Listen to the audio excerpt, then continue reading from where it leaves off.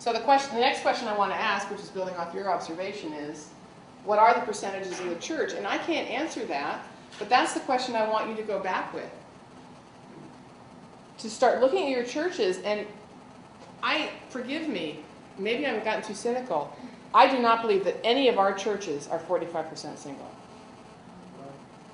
Not one. Especially if you take out college students, who don't really count. Forgive me, but I mean, they're not, by and large, going to be married. So if you start at age 22, how many of your church, percentage-wise, are single? Do you realize what we're missing? What a mission field we're missing? There are people in our communities who are dying. What are the percentages, and who are the singles? Who are the singles? Name them. Divorced. Widow.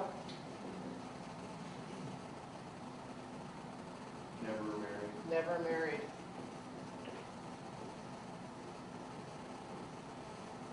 Single parents.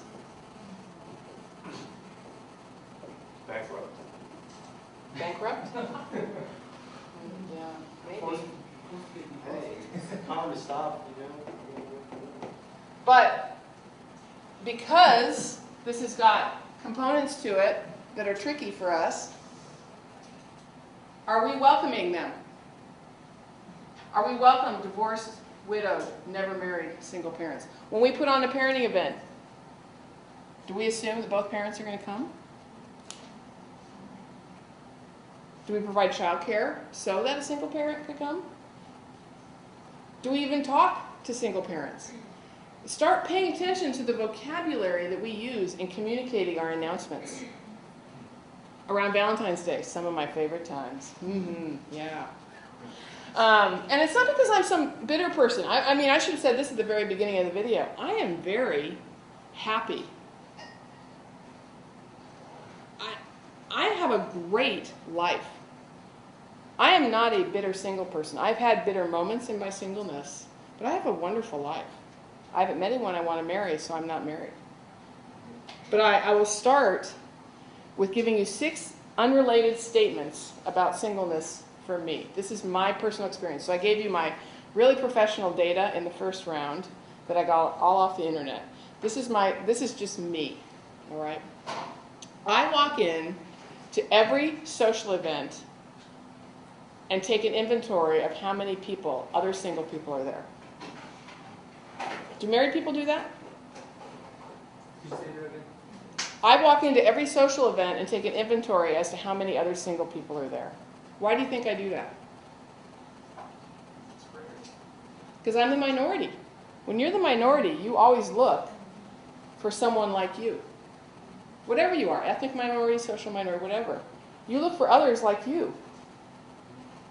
And if I'm going to an event where there's a bunch of couples, thank the Lord for Evite. I mean, I will go and look and say, oh, who's going to be at that party? Oh, yeah, a bunch of couples. No, I don't want to go. It's too awkward. I often get asked, point number 2, if I feel called to be single. I have never felt called to. I've never met anyone who felt called to be single. I just am.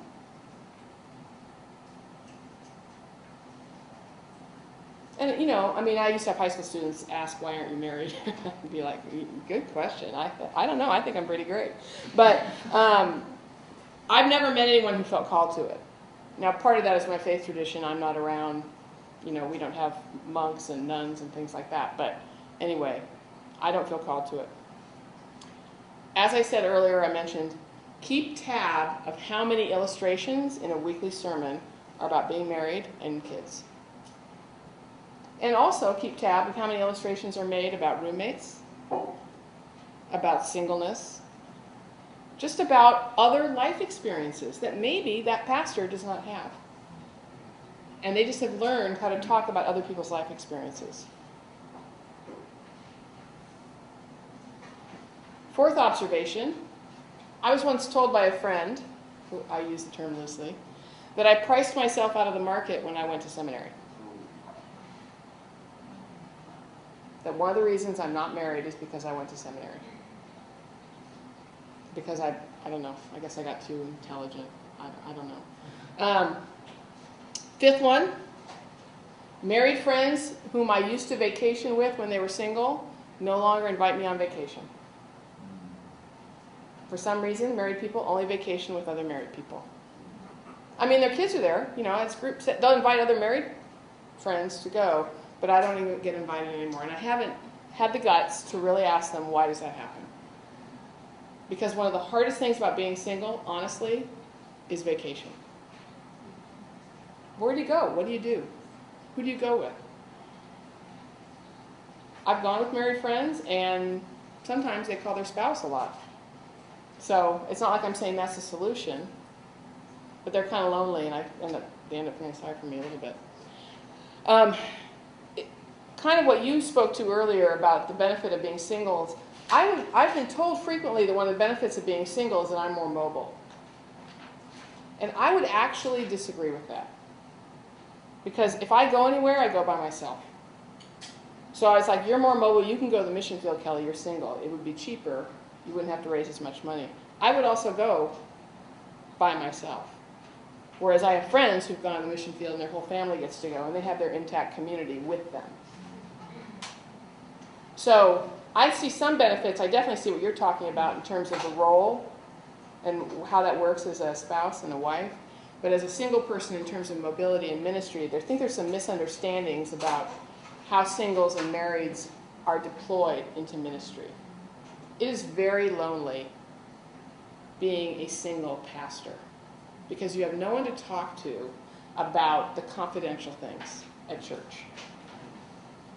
See, my question for us is, why do we have to solve that and fix it? Why do we have to get them married again? See, that's part of the question, is what is singleness? And what is marriage?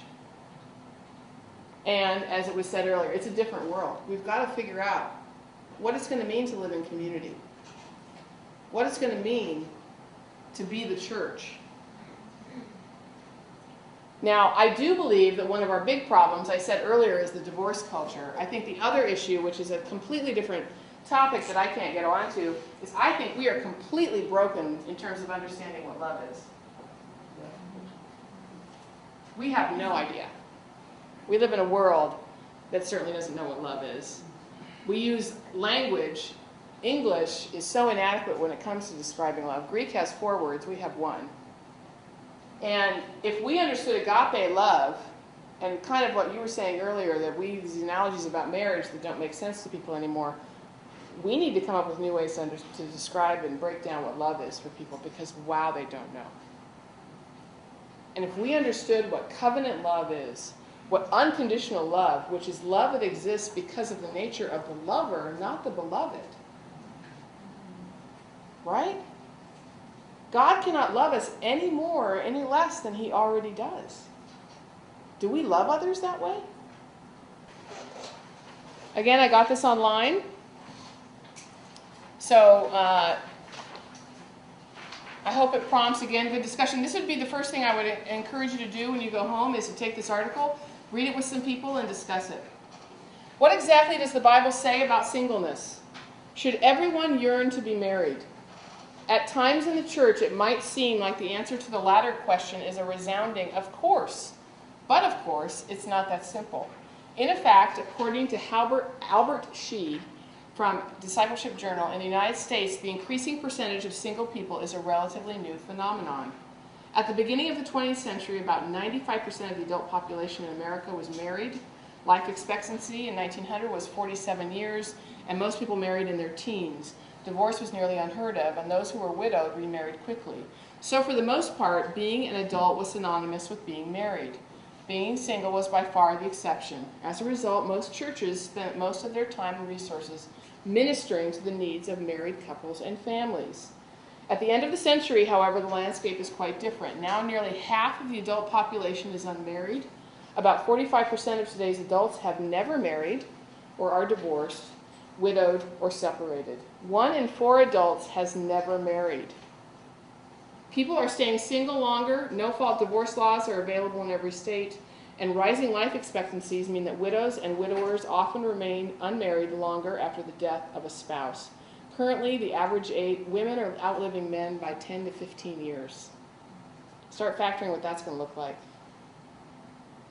Singleness is almost as likely to be the current status for American adults as marriage. Paul in 1 Corinthians talks about his own singleness as a gift. I wish that all men were as I am, but each man has his own gift from God. One has this gift, another has that. Now to be the unmarried and the widows I say, it is good for them to stay unmarried as I am. It's always interesting to note that Jesus and his direct followers remained single their entire lives, a tradition which is continued in the clergy of some of the church today. Luckily, churches are increasingly ministering to the single person in their congregation. I have not observed that, but I'm glad he wrote it. Again, here's Albert Sheet. Together we needed to discover the balance of valuing both marrieds and singles. Some of the greatest leaders of church history lived their whole lives as singles. Saints Francis of Assisi, Thomas Aquinas, Joan of Arc, Teresa of Avila, Thomas à Kempis, Bernard of Clairvaux. More recently, Protestant leaders such as Methodist circuit rider Francis Asbury, missionaries Amy Carmichael and Helen Roseveare, German martyr Dietrich Bonhoeffer were all single. C.S. Lewis was a bachelor most of his life, married at age 57, and married only 4 years. British theologian John Stott never married. He died last year, and he's had a significant worldwide ministry. Mother Teresa spent 7 decades serving the poor in India. A truly Christian view of singleness and marriage will honor both without disparaging one or the other. So can we also pray that the church would wake up to the need and speak to the reality of singleness in multiple ways? So the 2 words that I have for us, and I don't know if this is tailing off in the second section, but my 2 words for us in understanding singleness in the church is Jesus and Paul. How is it that the 2 people who shaped the church, some would say more than anyone, were both single? And we never talk about the value or validity or fulfillment of singleness in the church.